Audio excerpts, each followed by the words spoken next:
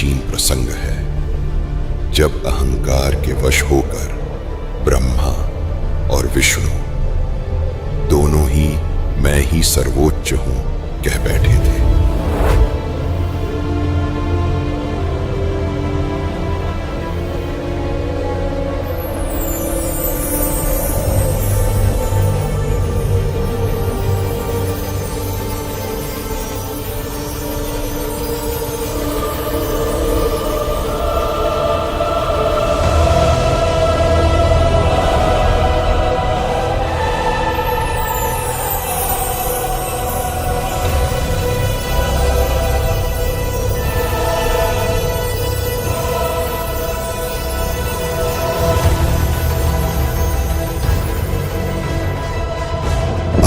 नभ में जहां देवलोक की सीमाएं भी कांपती हैं, वहां दो महाशक्तियां आमने सामने खड़ी थीं।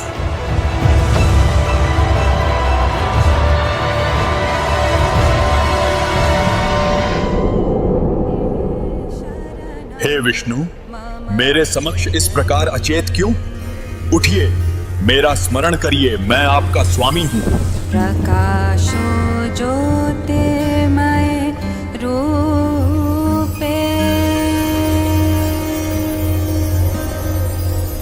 ॐ ज्योतिर्मयी नमः।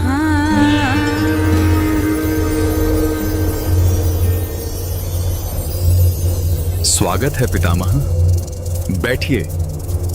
किंतु आपका मुख ऐसा उद्विग्न क्यों है? सुनो, तुम मेरे नाभि कमल से उत्पन्न हुए। यह समस्त जगत मुझ में स्थित है। तुम मेरे पुत्र हो,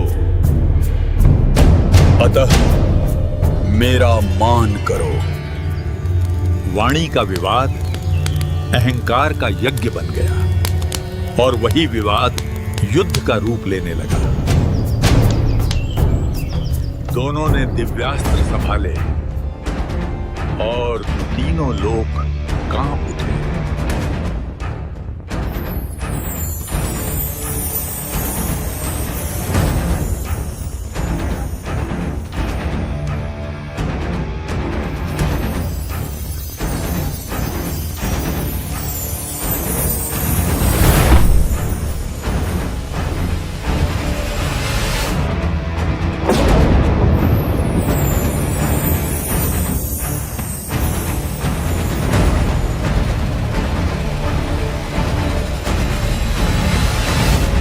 के मध्य एक अग्नि स्तंभ प्रकट हुआ, ज्योति का अनंत स्तंभ, और दोनों के अस्त्र उसके भीतर विलीन हो गए।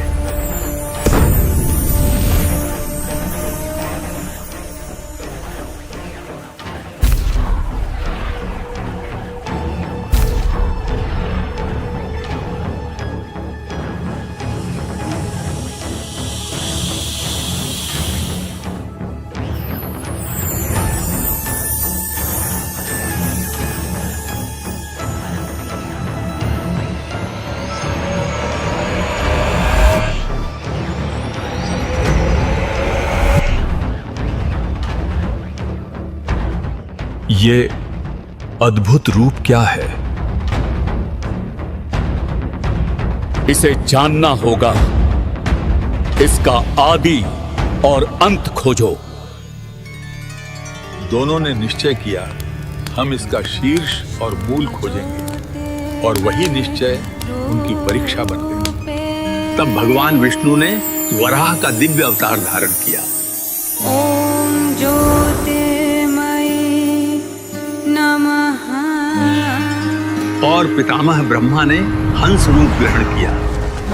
शांतिं कुरु सर्वे। भगवान विष्णु पाताल की ओर मूल तत्व की खोज में उतर गए, और ब्रह्मा जी आकाश की ऊंचाइयों में उसके शीर्ष की खोज हेतु उड़े। विष्णु ने पाताल की परतें चीर दी, पर मूल न मिला।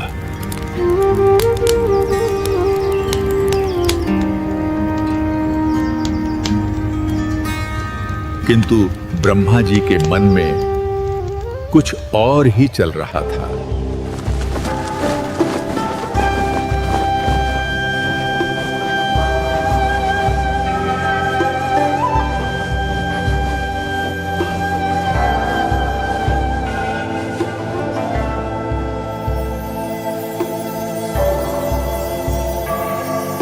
पर ब्रह्मा ने एक केतकी पुष्प को गिरते देखा। वर्षों से गिरता, फिर भी तेजस्वी।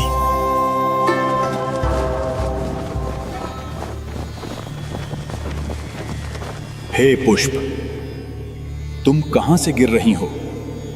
क्या तुमने इस स्तंभ का शीर्ष देखा?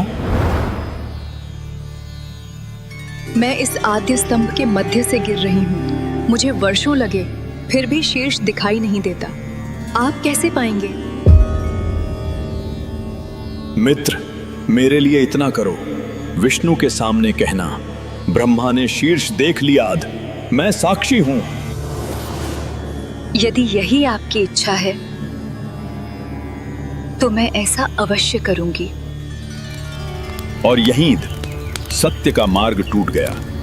ब्रह्मा ने असत्य का सहारा लिया और केतकी को साक्षी बना लिया।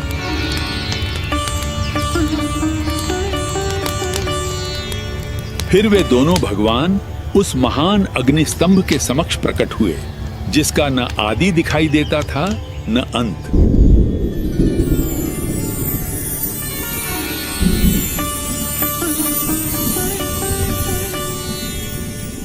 हे प्रभु, मुझे क्षमा करें, मैं मूल का पता न लगा सका, परंतु मैंने उसके शीर्ष का दर्शन कर लिया। यह केतकी मेरा साक्षी है।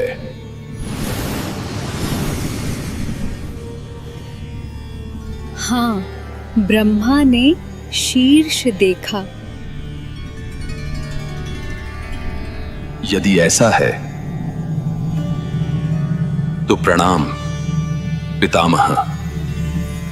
तभी अग्निस्तंभ से स्वयं महादेव प्रकट हुए, सत्य के तेज से।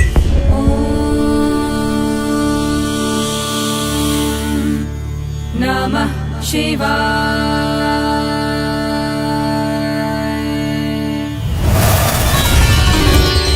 शिव शंकराय शुद्धाय नीलकंठाय धीमहि भक्तवांछितदातारं नमः कैलासवासिने।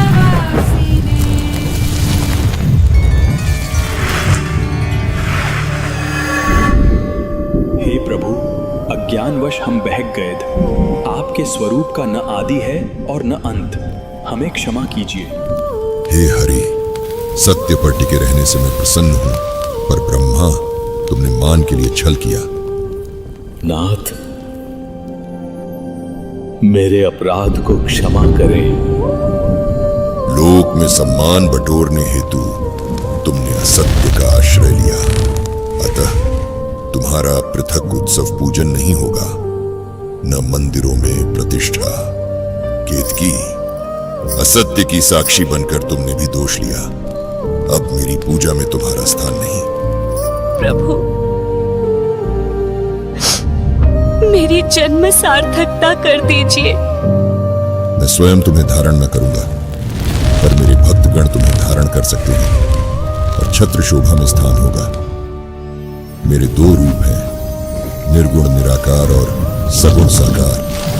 स्तंभ मेरा ब्रह्मत्व दर्शाता है और यह साकार स्वरूप मेरा ईश्वरत्व। हे शौनक, इसी कारण शंकर की उपासना दो रूपों में होती है।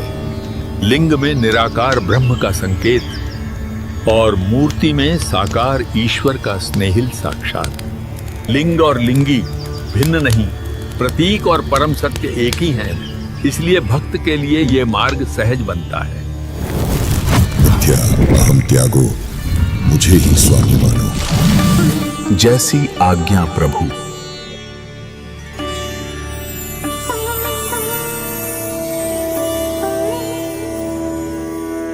और शौनक, क्योंकि युद्ध भूमि में लिंग प्रकट हुआ था, इसलिए वह स्थान लिंग स्थान के नाम से प्रसिद्ध हुआ। तत्पश्चात वह अनंत अग्निस्तंभ लोक कल्याण हेतु पूजन योग्य लघु रूप में प्रतिष्ठित हो गया।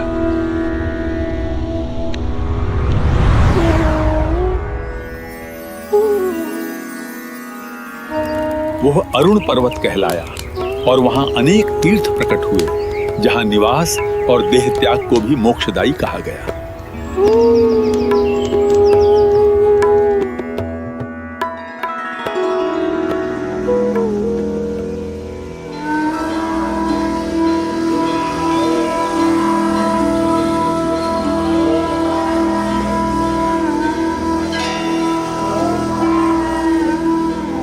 माँ, इस मंदिर की क्या महिमा है?